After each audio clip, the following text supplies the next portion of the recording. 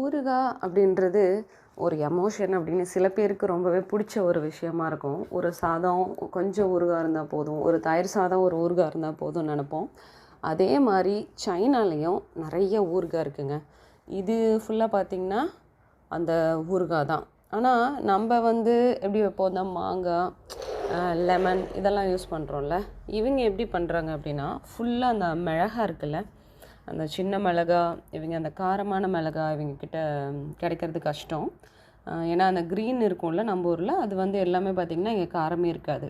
அப்படி வெறுவாயிலே நீங்கள் கடிச்சே சாப்பிட்லாம், அது ஜஸ்ட் ஒரு ஃப்ளேவருக்காக. அதனால் இவங்க ஃபுல்லாகவே அந்த சிகப்பு மிளகா இருக்குல்ல, அதை நல்லா ஊற வச்சு இந்த மாதிரி பண்ணிப்பாங்க. அந்த சாஃப்டான ஒரு நூடுல்ஸ் இருக்கும் இல்லையா, அதில் எல்லாத்துலேயுமே இதை ஒரு 1/2 ஸ்பூன் ஆட் பண்ணிப்பாங்க. நாங்கள் இன்றைக்கி போனது என்னவோ ஒரு கெச்சப்பும் மயோனஸும் வாங்கலான்ட்டு தான். ஸோ ரெண்டுமே வாங்கியாச்சு, வாங்கிட்டு கிளம்பிட்டோங்க.